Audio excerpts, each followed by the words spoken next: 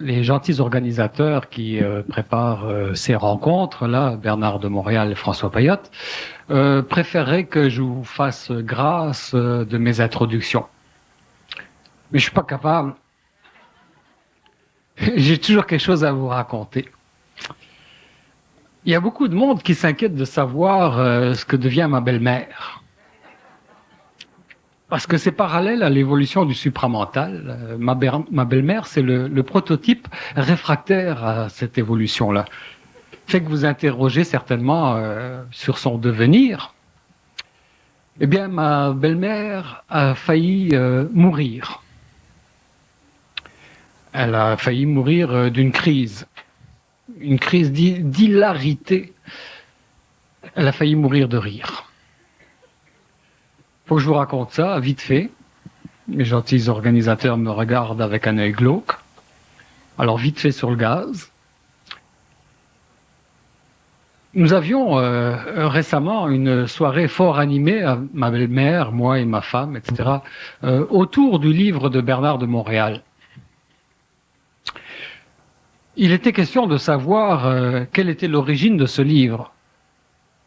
Pour ma part, je prétendais que c'était un livre inspiré par le double de Bernard de Montréal, tel qu'il me l'a dit, alors que ma belle-mère prétendait que c'était un livre qui sortait en ligne droite de son imagination. Fait que, étant tous deux dans une impasse et en venant petit à petit aux mots, les mots entraînant les coups avec ma belle-mère véhémence, vous la connaissez, ma femme est apparue dans le décor et a fait fonction d'arbitre. Elle a dit, pourquoi est-ce que tu n'appellerais pas mon frère? Le frère de ma femme, c'est mon frère, mais c'est aussi mon père, dans le sens que il est un prêtre. C'est l'abbé Pierre-Charles de Saint-Basile-le-Grand. Les ouailles de Saint-Basile-le-Grand l'appellent d'ailleurs familièrement l'abbé PC. Pour Pierre-Charles, l'abbé PC.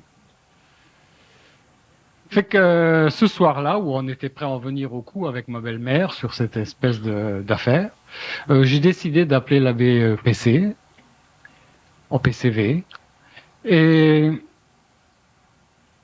je téléphone donc à Saint-Basile-le-Grand, et c'est comment est-ce qu'on appelle ça, le gars qui s'occupe du curé, là, de la paroisse, le sacristain, qui me répond, et il me dit, l'abbé PC, il est sur la véranda. Je dis, quel drôle de nom, hein, pour une gouvernante. Véranda.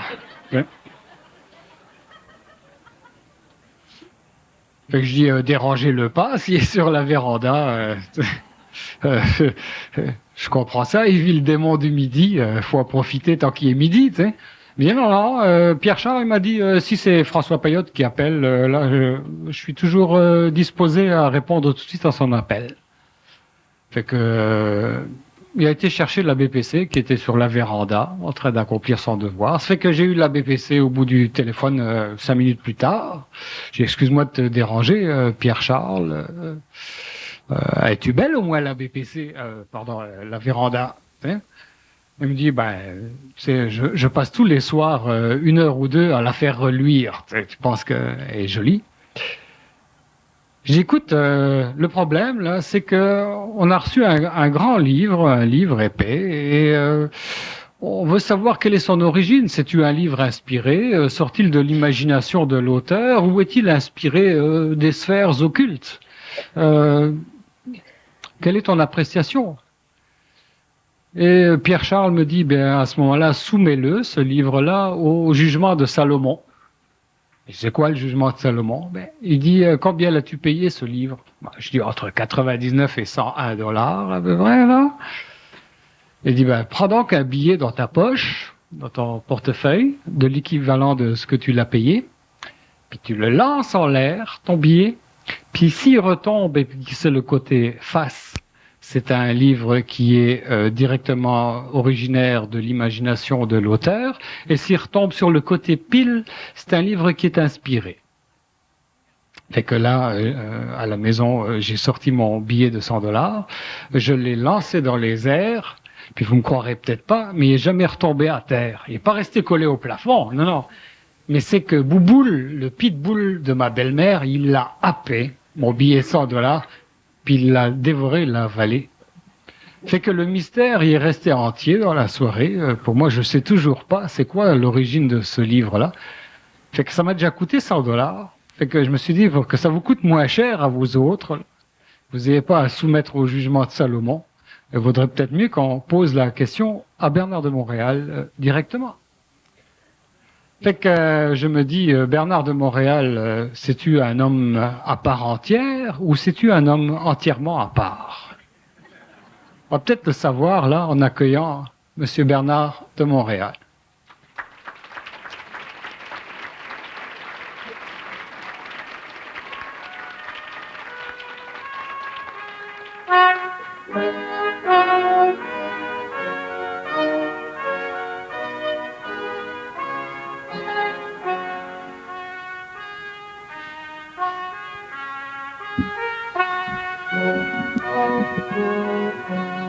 Allô.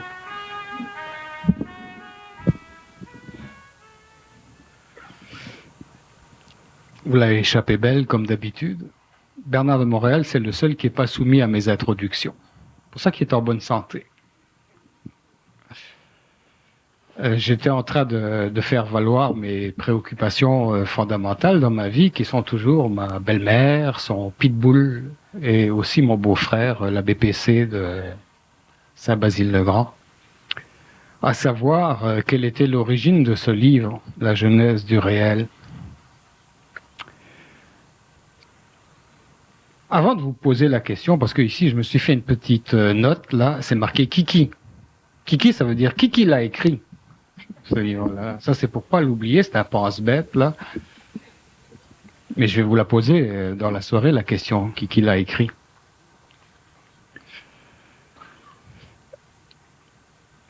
Je voudrais, moi, ce soir, parler de la genèse du réel. C'est un livre époustouflant. J'en ai fumé la moitié. J'ai pas été capable de fumer la totalité du livre. L'autre partie, je l'ai lu. Puis, de par ma conformité de lecteur, parce que je suis un lecteur, moi, il y a des gens qui ont pour hobby le hockey, et d'autres c'est la taverne, etc. Moi, c'est la lecture. Bon. J'ai lu quelque chose comme 3 ou 4 000 livres dans ma vie. Ça ne veut pas dire pour ça que j'ai compris quelque chose. Mais, si j'avais des éloges à vous faire, j'aimerais savoir d'abord si je peux vous faire des éloges. Si vous avez écrit ce livre, à ce moment-là, je peux vous faire des éloges. Mais si vous n'êtes pas l'auteur à qui s'adresseraient les éloges, mais c'est un des grands livres que j'ai lus. Et comme ma déformation professionnelle est celle de lire et de lire des livres, et j'en ai lu entre 3 et 4 000, je suis obligé de le situer quelque part dans cet univers-là du livre. Et en le décortiquant et en l'analysant, je m'aperçois que le phénomène central de ce livre, ce sur quoi il repose, l'axe, les cieux, c'est le phénomène ovni. Évidemment, c'est un livre qui s'intéresse à l'évolution générale de l'humanité, mais je retrouve un intérêt central, qui est pour moi l'axe, qui est le phénomène ovni. Si on avait encore moult rencontres, on pourrait le développer plus en avant. Mais ce soir, on a 1 heure devant nous, on va s'intéresser au phénomène ovni. C'est pour ça que dans cette lecture, je le situe parmi les 3 grands livres qui s'interrogent sur le phénomène ovni. Et voilà comment je le classe. Il y a d'abord la cosmogonie d'Urantia, pour laquelle le phénomène ovni est essentiellement positif. Il y a les cahiers d'initiés pour lesquels le phénomène ovni est essentiellement négatif. Et il y a la genèse du réel,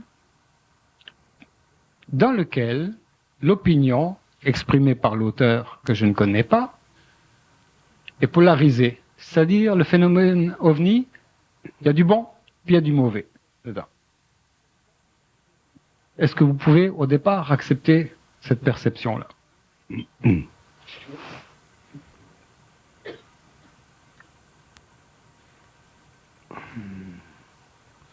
Bon. Que le phénomène ovni est du bon ou du mauvais, ça dépend de l'homme. Pour moi, ce n'est pas ce qui existe dans le cosmos qui est le problème avec l'homme. Le bon existe, le mauvais existe. La vie est polarisée, autant sur le plan matériel que dans les éthers. Pour l'être humain, le problème ne se situe pas là. Il se situe au-delà, au niveau de sa conscience. Il se situe au niveau de sa capacité en tant qu'être intelligent, lié à une source de lumière qui est la source de son intelligence. De pouvoir comprendre que le phénomène ovni, qu'il soit d'un ordre ou d'un autre, qu'il soit bon ou qu'il soit mauvais, demeure pour lui une source d'expérience spirituelle ou négative, dans la mesure où il perd son identité. Donc, ce que j'établis dans le livre, c'est que il est important pour l'homme, ou il sera important pour l'homme demain, de pouvoir être suffisamment avancé en conscience, c'est-à-dire suffisamment libre dans son mental, pour pouvoir ne pas être affecté, conditionné, mesmérisé, magnétisé par le phénomène ovni, qu'il soit ce qu'on appelle bon ou mauvais. Qu'est-ce que ça veut dire si on prend le phénomène ovni dans sa polarité? Qu'est-ce que ça veut dire un phénomène ovni qui serait pour l'homme, par exemple, bon? On peut prendre le phénomène des apparitions. On peut prendre le phénomène de l'astralisation du corps humain, la projection du corps astral dans un ovni, ou par exemple, un être humain va rencontrer des êtres qui, en substance, représentent des aspects spirituels de sa propre mémoire religieuse. Nous savons qu'il y a des gens qui ont eu des expériences avec les ovnis, des gens qui ont vécu des expériences spirituelles par rapport aux êtres qui se trouvaient à l'intérieur de l'expérience ovni. Donc, sur le plan moral, sur le plan philosophique, sur le plan spirituel, ces expériences étaient classées comme étant positives. Mais elles étaient tous des expériences spirituelles, donc c'était des expériences qui conditionnaient l'homme à une forme spirituelle quelconque.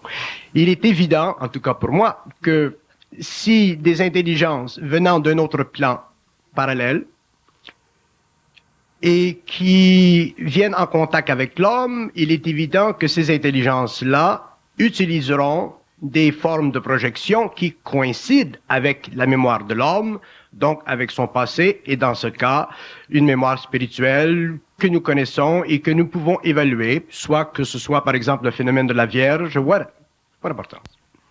Ça, c'est un aspect.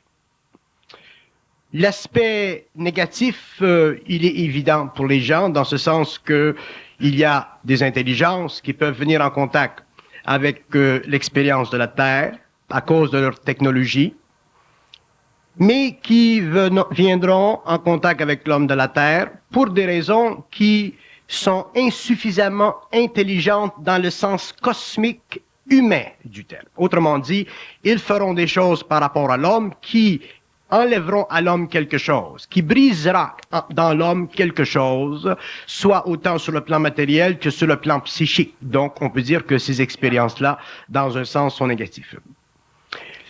Mais, là où se situe l'homme, et ma position mondiale est à ce niveau, là où se situe l'homme par rapport au phénomène ovni, ce n'est pas dans une prise de position spirituelle polarisée par rapport à un type ou à un autre type.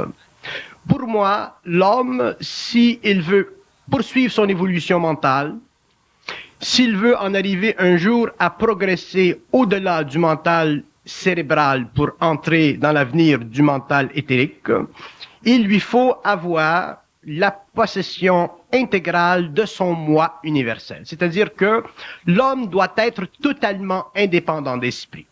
S'il est totalement indépendant d'esprit et qu'il fait l'expérience des ovnis négatifs ou qu'il fait l'expérience des ovnis positifs, il ne sera pas biaisé ou polarisé dans la réalité de son expérience.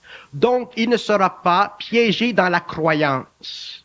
Donc, il ne sera pas assujetti à une politique cosmique, spirituelle, par rapport à son univers humain. Il sera libre de voir, dans un camp ou dans un autre, et comme les anciens disaient, un homme qui est totalement intégré dans son énergie, dans sa nature planétaire et universelle, peut aller dans n'importe quel monde, il peut visiter n'importe quel plan et ne jamais être affecté, conditionné, influé par ce plan. Donc, ma position par rapport aux ovnis, à quelque niveau qu'ils se situent, que ce soit sur le plan matériel, astral ou éthérique, demeure toujours la même. Je conçois que l'homme a besoin, sur notre planète, aujourd'hui à la fin du 20e siècle, d'être extrêmement vigilant, extrêmement conscient du danger de la polarisation de son esprit par rapport à des formes de phénomènes, ovni plus ou ovni moins, qui, d'une façon ou d'une autre, engendreront dans sa conscience une perte d'identité. Un homme, par exemple, qui fera contact avec des ovnis sur le plan astral, automatiquement va être obligé de faire contact avec des archétypes humains, c'est-à-dire avec des personnages qui coïncident sur le plan psychologique et psychique de son esprit à la valeur que met l'âme à l'expérience. Un homme qui fera l'expérience d'OVNI d'une façon négative pourra plus facilement identifier le phénomène, mais il ne comprendra pas l'envergure totalitaire du psychisme étranger qui vient vers lui et qui lui impose une façon quelconque d'anatomiser sa nature, soit sur le plan de son esprit ou de sa physicalité. Donc, dans les deux cas, l'homme est perdant. Et c'est ce point que je veux faire dans mes livres. Je veux faire comprendre que l'homme est arrivé à la fin du 20e siècle à un état d'esprit et à un âge suffisamment mûr pour commencer à reconnaître, réaliser que, qu'il soit de la Terre ou qu'il soit d'une autre constellation, il demeure un être sciant, c'est-à-dire un être dont les assises mentales, dans leur origine, dans leur grande profondeur, est liée à ce que l'on peut appeler un univers universel, c'est-à-dire à un monde de lumière d'où vient l'énergie de la création. Si l'homme substitue pour son confort personnel des aspects involutifs de la création, qu'ils soient d'ordre matériel, qu'ils soient d'ordre spirituel, à ce moment-là, il vit le danger d'assujettir sa conscience à une forme quelconque de croyance. Et s'il vit une croyance quelconque, que ce soit par rapport à des phénomènes ovnis spirituels ou que ce soit par rapport à des phénomènes ovnis négatifs, il sera assujetti, polarisé et il ne pourra jamais vivre sa conscience mentale en paix, c'est-à-dire qu'il n'aura jamais le pouvoir de la parole pour lui donner la capacité de savoir instantanément où se situe le réel par rapport aux formes vraisemblables du vrai ou du faux. Et pour moi, il est là le danger de l'humanité à la fin du XXe siècle. D'accord. Alors, vous parlez d'une dimension spirituelle du phénomène OVNI ou d'une dimension symbolique de ce phénomène-là.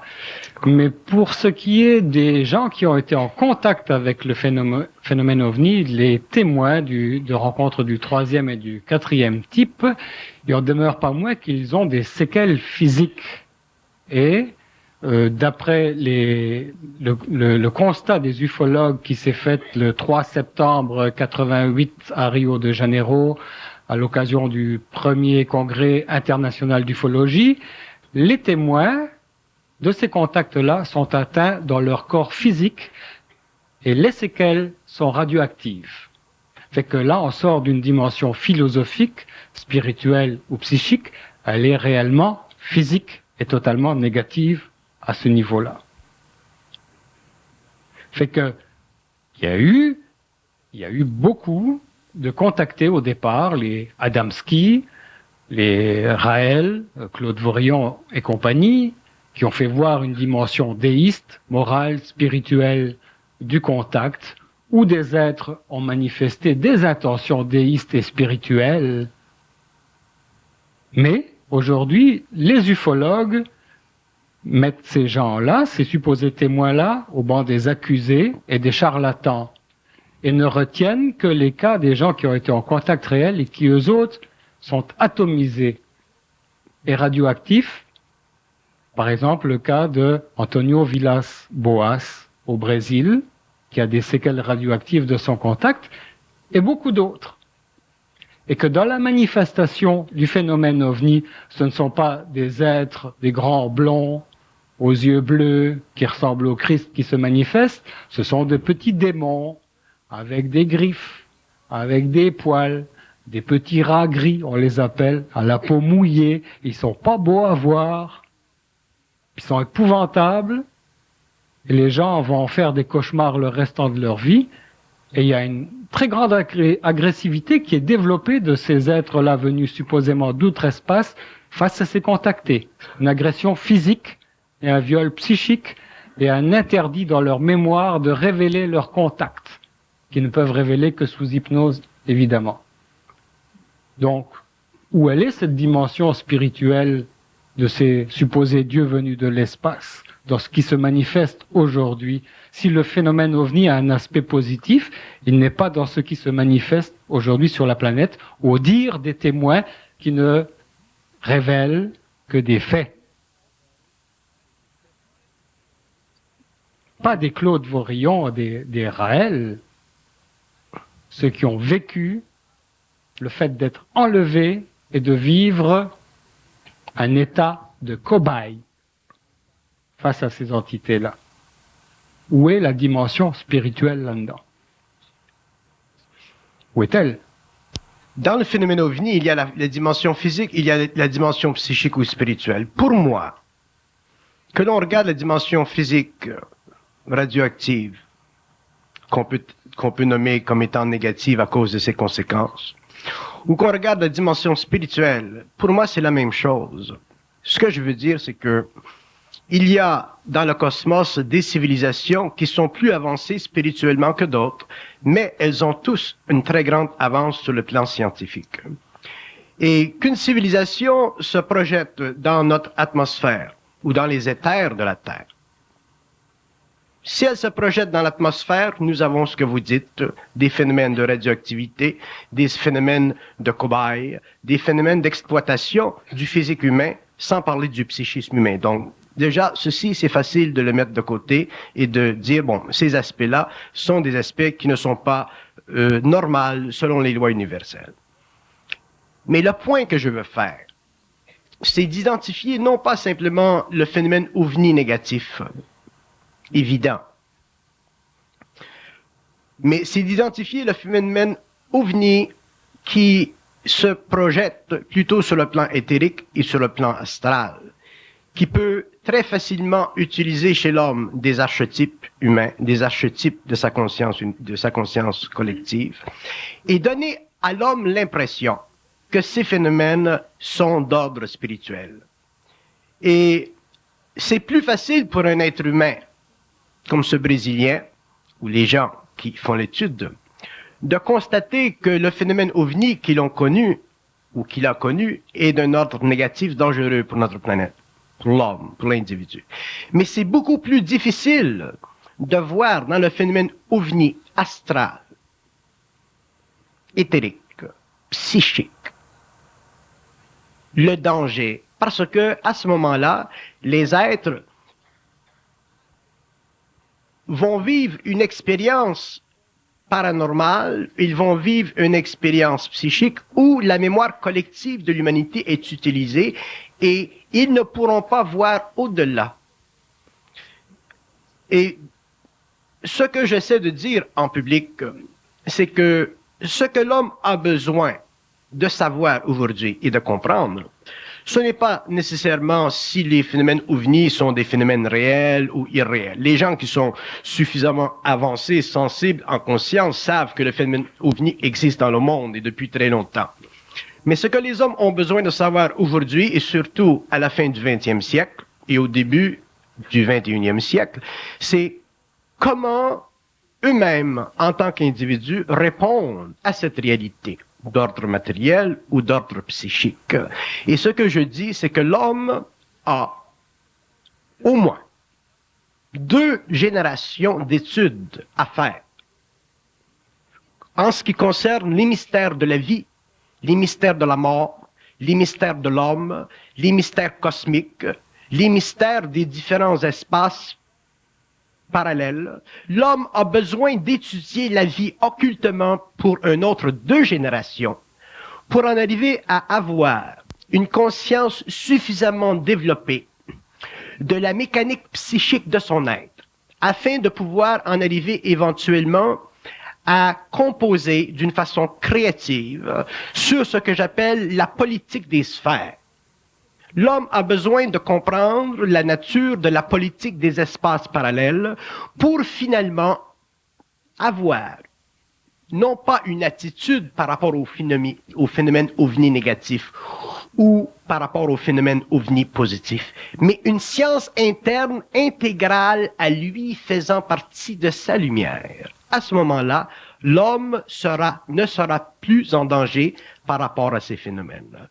Si l'homme s'intéresse à ces phénomènes-là à partir d'une curiosité fondamentale, à partir d'une nécessité de recherche personnelle, à partir d'un besoin psychique d'investiguer des aspects du cosmos ou du réel qui n'a jamais été couvert par les religions suffisamment ou par les philosophies suffisamment, et qu'il se lance à tue-tête dans l'étude ésotérique de ces phénomènes sans avoir lui-même développé un centre mental suffisamment développé pour être accroché et fusionné et unifié à sa propre énergie, à ce moment-là, l'homme est en danger.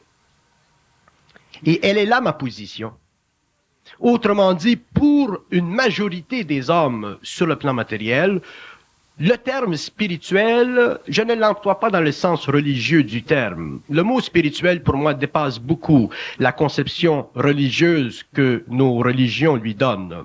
Le terme spirituel, pour moi, veut dire ce concept qui fait que tout ce qui est en dehors de la matière, tout ce qui est révélé à un niveau ou à un autre, devient pour l'homme ipso facto une source de repos pour son esprit, une source de sécurité pour son mental, et en plus et surtout une source de vérité. Pourquoi j'ai développé le concept du mensonge cosmique? Ce concept, il est neuf. Il fait partie d'une nouvelle conscience sur le plan matériel.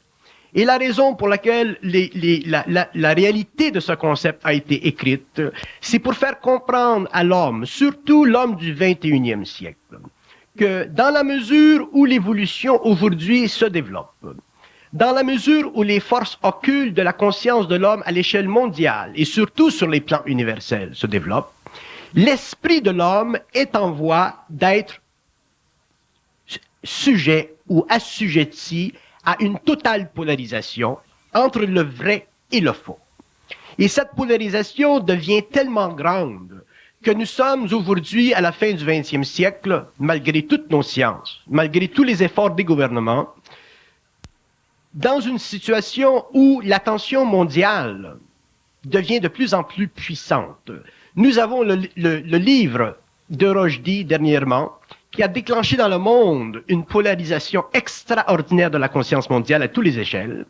Et nous voyons finalement que un simple livre, un simple bouquin qui n'est pas ésotérique, est en train de créer, qui est en voie de créer une contagion mondiale Alors, si un livre tel que Rushdie peut déclencher presque qu'une guerre psychique dans le monde, à cause de la polarisation inévitable des émotions d'une grande masse de personnes, imaginez-vous ce que des livres que des gens comme moi peuvent écrire, ou d'autres, peuvent déclencher dans le monde, non pas sur le plan politique, mais sur le plan psychique de l'humanité, une polarisation incroyable.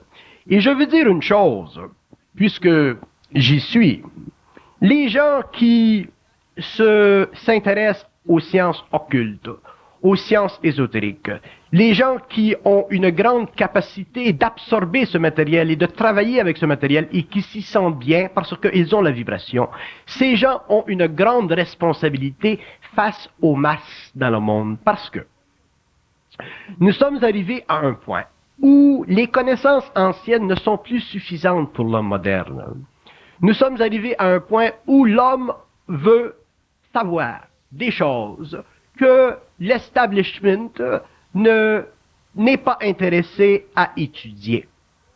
Donc, nous découvrons depuis un certain nombre d'années, dans tous les pays occidentaux, un très grand intérêt pour les sciences occultes.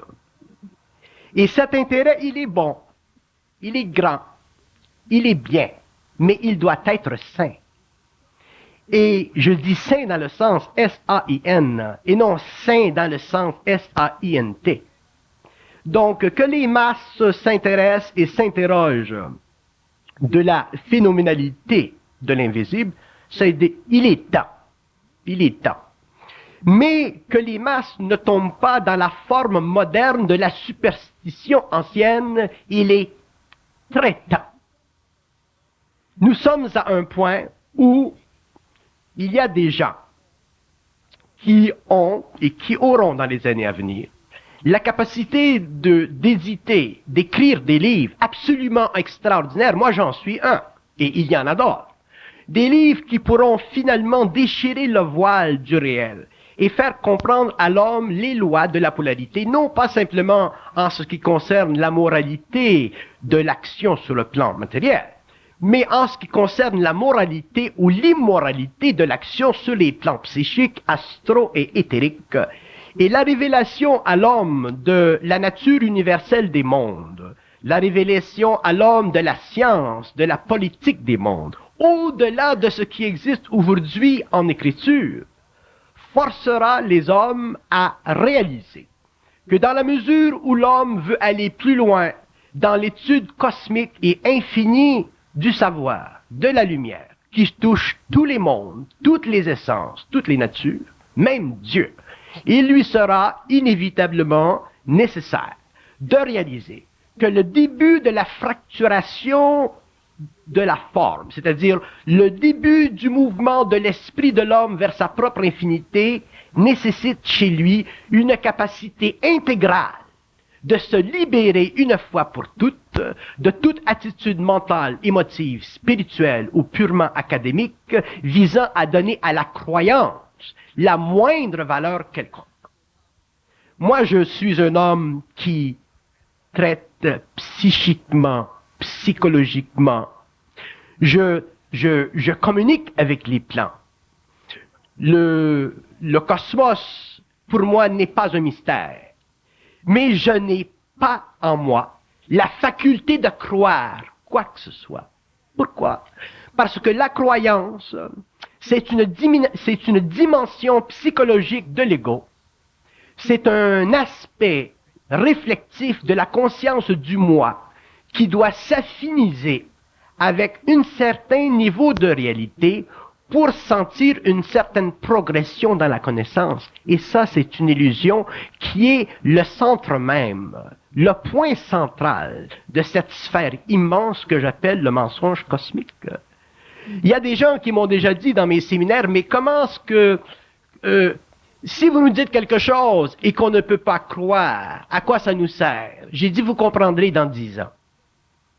Et je connais des gens aujourd'hui qui sont venus dans mes séminaires il y a 5 ans, 6 ans, 7 ans, 8 ans, 9 ans, 10 ans, et qui comprennent et qui savent ce que je voulais dire dans ce temps-là.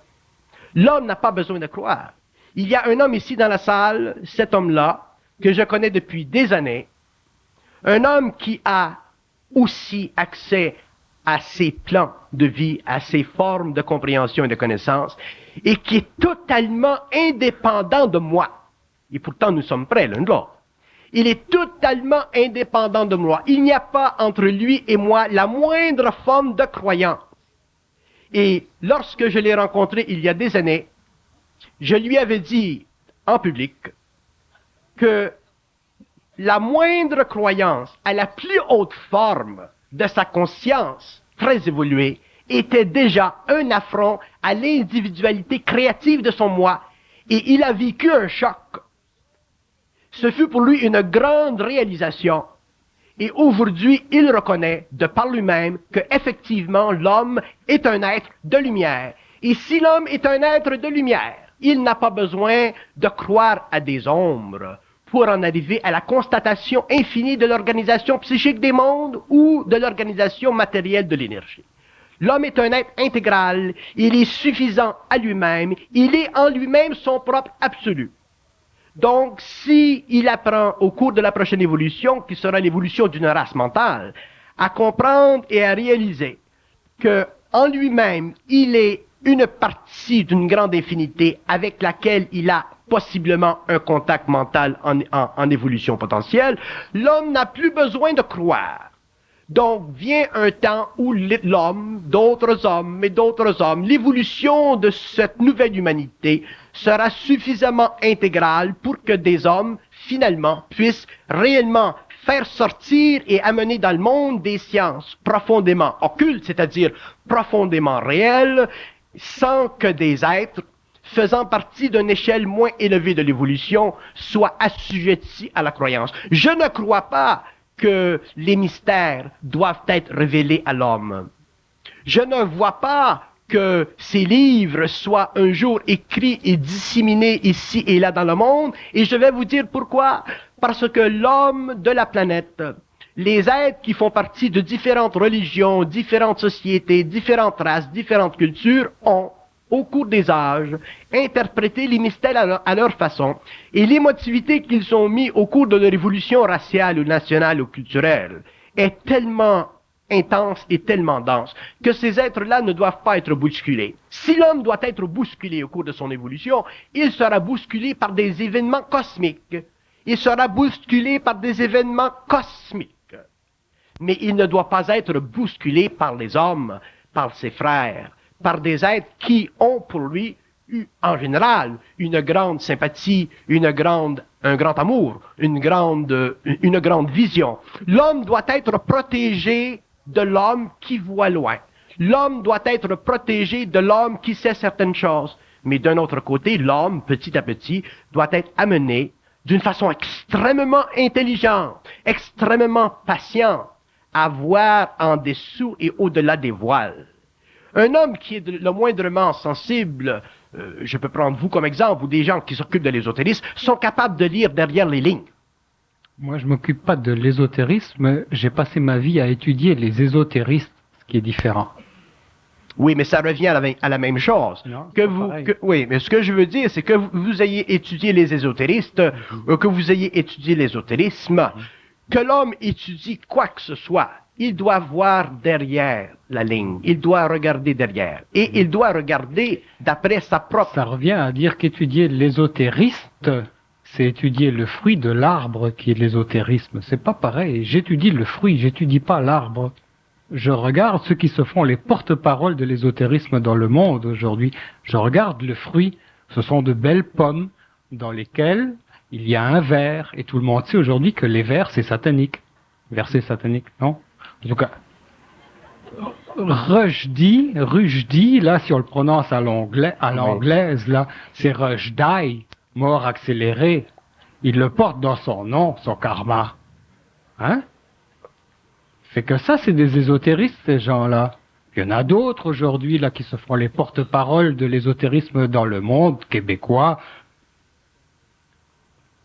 puis qui sont les pasteurs et les notonniers d'un savant désordre. C'est tout étonnant de les voir, eux autres, imprimer une directive, une direction aux gens qui écoutent ces émissions-là. en sachant que ces gens-là eux-mêmes n'ont ni boussole ni gouvernail à leur propre barque. C'est terrible, c'est ça qui m'intéresse. Comment des gens, naïfs, crédules, de bonne volonté, sincères, de bonne foi, n'ayant au départ aucun gouvernail, aucune boussole, se proposent d'emmener le monde ailleurs. Oui. Hein? Oui. Il est où cet ailleurs-là? Oui. Et nous autres, on leur fait confiance. Oui. Hein? Mais c'est pas sur eux autres que je jette le blâme. C'est nous autres qui n'avons plus ni gouvernail ni boussole, qui acceptons d'être gouvernés par ces gens-là, qui eux autres n'ont aucune direction, qui tournent en rond.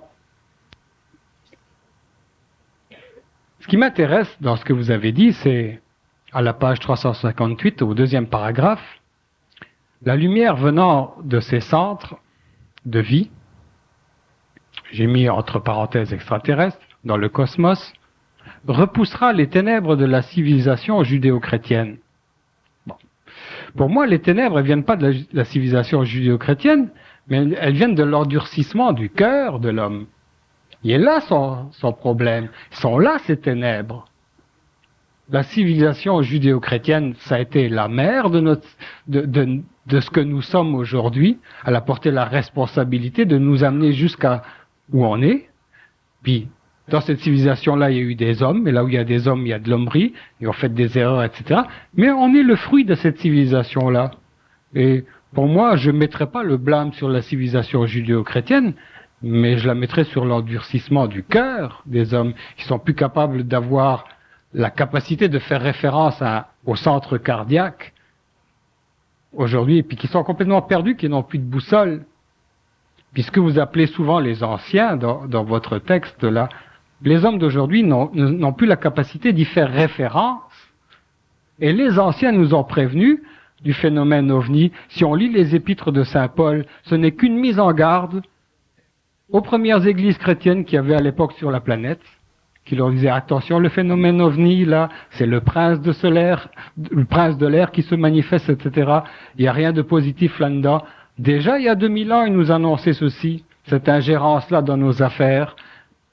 Ils nous mettaient en garde. Aujourd'hui, on ne tient plus compte de ces avertissements-là, et la tendance mondiale est d'accueillir les extraterrestres. C'est le slogan des Raéliens, on le voit partout.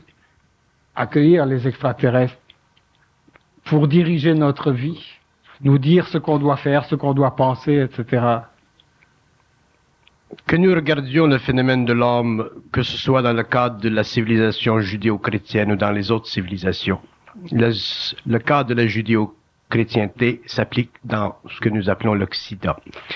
Mais que nous regardions l'homme par rapport à n'importe quelle civilisation évolutive, qui a eu ses bons aspects et ses moins bons aspects, terrible, ça ne change absolument rien. L'homme est un être en évolution. L'esprit évolue, la conscience évolue, et les structures psychologiques, psychiques, ésotériques, philosophiques de l'humanité évolutive vont changer. Elles n'ont pas de choix, parce que l'homme est un être vivant et son esprit est vivant. Donc, si nous parlons du passé, si nous regardons le passé, aujourd'hui, nous devons le regarder avec des yeux qui sont neufs, c'est-à-dire avec la conscience de la réalisation que le principe de croire est essentiellement anti-homme à partir du moment où l'homme développe un centre mental intégral. Le principe de ne pas croire, qui fait partie de l'évolution future de l'humanité parce qu'il ne sera plus nécessaire de croire, est totalement à l'opposé, au cours de l'évolution, aux besoins qu'avait ce principe pour la formation des civilisations judéo-chrétiennes ou autres. Autrement dit, pendant l'évolution, l'homme avait besoin de croire parce que la science du mental, la conscience intégrale de son moi, n'était pas arrivée dans le temps à se manifester. Donc, il fut nécessaire pour l'homme de croire aux bonnes volontés spirituelles de ses aïeux, de ses pères, de ceux qui ont établi les bases d'une civilisation planétaire, expérimentale, nécessaire dans le cadre de l'esprit de la race à ce moment-là. Mais eux autres avaient déjà affaire au phénomène OVNI à l'époque, il y a 2000 ans, puis bien avant cela aussi. Et déjà, ils nous mettaient en garde. C'est notre esprit scientifique aujourd'hui qui veut rechercher et trouver quelque chose d'intéressant là-dedans. Puis est-ce que c'est pas ça notre perte?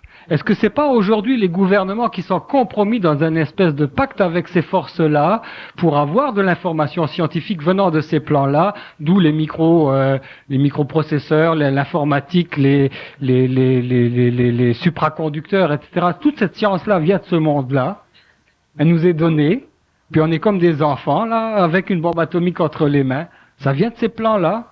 Puis c'est pas des plans spirituels ou symboliques, ça. C'est une réalité. Je vous ai déjà dit tout à l'heure que le phénomène OVNI pour moi, qu'il soit matériel, éthérique, astral, positif, c'est-à-dire bon, spirituel, mais qu'est-ce qu'on entend par l'aspect astral du phénomène OVNI? C'est la communication, le lien télépathique qu'il y a entre ces êtres-là et nous autres. Mais c'est ça l'astralité du phénomène. Ça ne change rien. Oui, mais c'est qu'au bout de ça, il y a des êtres qui ont une réalité tangible. Et quand eux autres se manifestent aux témoins, là, puis que c'est un viol psychique qui vivent avec un interdit de communiquer l'information, avec un blocage mémorial et une menace psychique qui leur est mise, là, c'est une réalité. En plus des conséquences et des séquelles physiques qui vivent, c'est plus de la philosophie, ça? C'est une réalité, mais ça ne change pas le problème. Ça ne change pas le point. Oui. Que des hommes sur notre planète vivent l'expérience, disons, physique, par exemple, matérielle avec le phénomène OVNI, ça fait partie de leur expérience d'âme à eux. Oui. Quand je parle... Oui, mais toute la civilisation est en train d'amener l'homme à accueillir les extraterrestres. Oui, mais ça, c'est le problème de la civilisation, c'est le problème de l'homme, ça fait partie du problème de la croyance de l'homme, ça fait partie du besoin spirituel de l'homme. Il faut pas croire. Qu'est-ce qui nous prouve qu'ils sont extraterrestres, eux autres? Qu'est-ce qui nous prouve qu'ils ne sont pas justement extraterrestres? Ça ne change rien, parce que... ça change. Non. Ça change, ils sont extraterrestres, ils vivent dans notre univers, c'est différent. Je vais vous expliquer. Que le phénomène OVNI soit intraterrestre, extraterrestre. Mais il est extraterrestre, vous le dites vous-même dans le moment où vous parlez du centre de la Terre. Que le phénomène OVNI soit intraterrestre ou extraterrestre. S'il est intraterrestre, il est astro-éthérique. Mais ils ont leur base ici. Ils ont des bases ici. Ils ont des bases. Avec le consentement des gouvernements, le gouvernement américain est le premier à avoir accepté qu'ils mettent des bases dans notre sol en échange d'informations scientifiques. Mais le point n'est pas là. Oui. Le point n'est pas là. Le point que je veux faire, c'est que nous autres, on paye la vaseline et on se fait enculer demain. Oui, parce que l'homme croit. Ben oui. Que vous croyez, que ce soit des phénomènes physiques, éthériques ou astrales, que ce soit intraterrestre, extraterrestre, c'est leur mode de manifestation. Sauce. Moi, je m'en fous. Oui, mais c'est les sauces. Les sauces, c'est leur forme de manifestation. Elles sont astrales, elles sont psychiques, etc. Elles sont télépathiques. Donc, c'est à nous les hommes, de ne pas vivre le besoin de la croyance. E.T. go home. Tu veux retourner à la maison? Ben, retourne-t'en dans ta maison. Puis ta maison, c'est le centre de la Terre, puis le centre de la Terre, c'est les enfers, puis retourne-y. Ben oui, mais c'est là que tu viens, ben retourne-y. Oui, s'ils veulent retourner, effectivement, mais peut-être qu'ils peuvent s'observer. C'est pas parce que tu as une science. C'est pas parce que tu as une science qui est de millions d'années en avance sur la nôtre, puis que tu n'as pas de cœur, que nous autres, on va se buter avec toi. Oui, mais ça revient à la même chose. Ça revient au principe de la croyance. Si l'homme se libère de croire. Oui, mais le cinéma, il fait quoi, le cinéma? Mais oui, mais c'est la belle bibite avec les yeux de vache énamourés. C'est pas moi qui le fais le cinéma. Mais c'est quoi cette propagande-là, là? Mais vous voulez en venir à quoi? Vous voulez en venir à quoi? Je veux en venir qu'aujourd'hui... Vous êtes fâché? Oui, je suis fâché. Fâché comme je suis un maudit. Bon, alors, c'est très bien. Que vous soyez fâché, ça c'est une chose, ça c'est bien.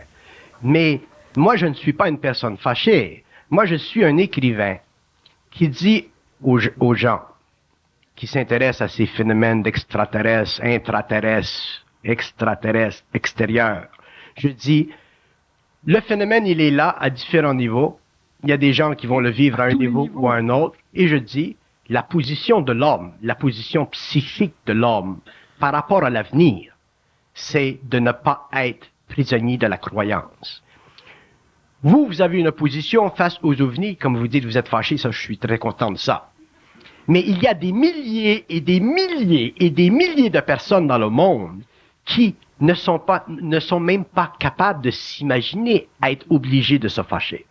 Il y a des milliers de personnes qui ne sont pas capables de se fâcher. Il y a des milliers de personnes qui ont créé des sectes autour de ça. Il y a des milliers de personnes qui sont absolument mesmérisées, qui vivent dans l'espoir que ça se produise, qui vivent dans l'espoir que ces êtres-là viennent et nous dictent comment former nos politiques mondiales. Donc, ces êtres-là sont des êtres qui, en potentiel, sont en danger parce qu'ils croient. C'est pire que ça pour moi, ils sont complices. Oui, mais si vous dites qu'ils sont complices, vous leur donnez une fonction psychosociale. Ça ne change rien en ce qui concerne l'évolution de leur propre mental. Je dis que l'homme doit ne pas croire. On dirait que les gens ont de la difficulté à comprendre ceci, l'essentiel de ceci. Ne pas croire, ce n'est pas une attitude mentale. Ne pas croire, c'est pouvoir se connecter à notre propre essence pour ensuite, si viennent les ovnis physiques, éthériques, astrales, l'homme aura une position par rapport à eux, il sera dans sa propre énergie et il pourra même interférer avec leur activité. Bon. Mais tant que l'homme n'est pas ou n'a pas développé ses propres assises, il ne peut pas interférer avec ce processus, et ce processus, éventuellement, deviendra une menace pour un grand nombre d'individus sur le globe. Et vous le dites vous-même, page 359, deuxième paragraphe. Le contact officiel entre la Terre et l'espace ne se fera que lorsque la régence planétaire aura été établie sur le globe, afin que l'homme ne soit pas dupe de ces intelligences venues d'ailleurs. Exactement. OK?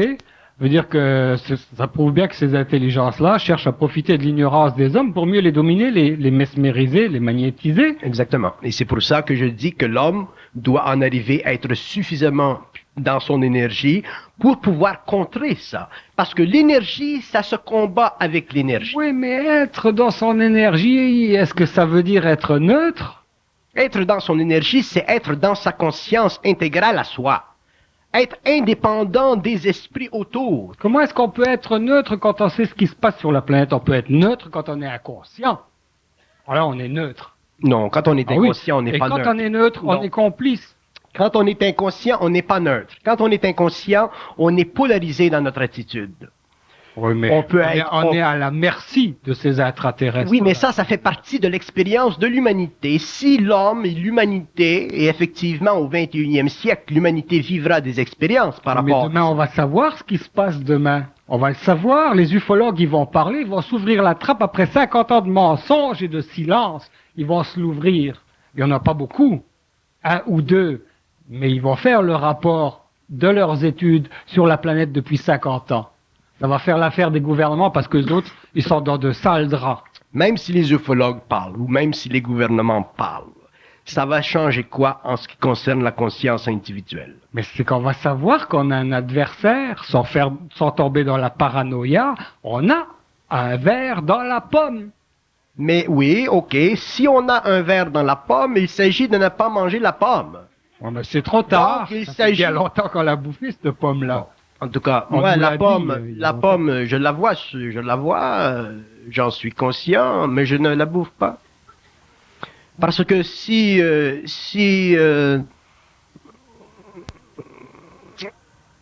Et imaginez le choc demain, là, quand ça va être su qu'il y a des bases souterraines aux États-Unis, au Canada, en URSS, en France, en Chine, des bases souterraines faites par les extraterrestres avec le consentement des gouvernements en échange de leur technologie et de leur science. Hey, ils sont là, les vers dans la pomme, mais demain, il va falloir les déloger parce que les autres nous ont donné des brides de leur science. C'est rien du tout. Ils vont réussir à nous amener à faire des ovnis comme eux autres. Ça fait qu'on va les mélanger avec les leurs et puis on ne saura plus sur qui tirer demain. C'est correct, ça. C'est partie du plan. En tout cas, on est dans de beaux draps, puis c'est les gouvernements, eux autres, nos autorités, ceux qui sont supposés nous représenter et nous défendre, qui sont les premiers à être les complices de cette subjugation à l'échelon mondial. Bon, On va être un sacré réveil demain matin, on va s'ouvrir les yeux. bon, je sympathise avec votre position et votre feu et tout ça. Et je vais vous dire une chose. Dans la mesure où, par exemple, ce que vous dites serait exact. C'est exact. Bon, dans la mesure où... À 1000 contre 1, je prends le pari avec n'importe qui demain. Si c'est véritable, ça supportera l'épreuve du temps, puis ça sera vérifié, puis je vous donne pas 3 mois pour que le monde entier le sache demain. Parce que les ufologues, ils ont enfin assez de guts pour le parler, puis ils vont le dire. Puis c'est des ufologues français, puis canadiens, puis ce sont des Québécois qui vont être les premiers porte-parole dans le monde de cette information-là. Les premiers. Bon, alors, comme je poursuis, et je Tant dis... pis pour eux, parce qu'ils vont être comme Rochdale, mais mort accéléré. Mais si on poursuit, dans la mesure où ceci serait exact, ok? Ceci créerait dans le monde un choc qui ferait ça va être la partie panique. des grands événements de notre Oui. civilisation. Et d'une façon ou d'une autre, pour l'homme conscient, l'homme qui a une conscience intégrale, tout ceci ferait partie de l'expérience de l'humanité et ne ferait pas partie de la sienne. Ah ouais, alors fais-tu partie de l'humanité, nous autres, ou pas? Hein? Écoutez, quand je dis que ceci ferait partie de l'expérience de l'humanité, je ne veux pas dire que ces hommes en seraient pas conscients. Je veux dire que le choc psychique que ceci causerait serait neutralisé par le fait que les hommes seraient dans leur propre énergie. Il est là mon point. Ce n'est pas que le phénomène ne soit pas réel, ce n'est pas que le phénomène ne soit pas extrêmement relié avec les situations politiques ou scientifiques présentes. Je ne veux même pas, je ne suis pas intéressé à m'avancer là-dedans. Mais ce que je dis, c'est que lorsque viendra le temps dans l'évolution de notre planète, pour que l'homme sache, pour que l'officialisation se fasse, il faudra qu'il y ait des hommes sur notre planète qui puissent continuer à vivre dans leur énergie et ne pas être absorbés par tout ce phénomène qui créera effectivement un choc sur la surface de la Terre. Terre. C'est ce que vous dites à la page 364 au début. L'homme doit demeurer froidement neutre face au phénomène ovni tant que ce dernier ne se manifestera pas dans toute sa réalité. Mais quand le phénomène ovni va se réaliser dans toute sa totalité, l'homme va l'avoir dans le dos. Grâce à sa neutralité, ça sera trop tard. Ça fait partie de l'évolution de la Terre et ça fait partie de l'expérience cosmique des sphères. L'homme ne peut pas empêcher que se dévoilent à sa conscience des intelligences qui viennent d'autres temps. D'ailleurs, le temps vient pour ça. Mais l'homme doit comprendre sa relation psychique, mentale avec lui-même.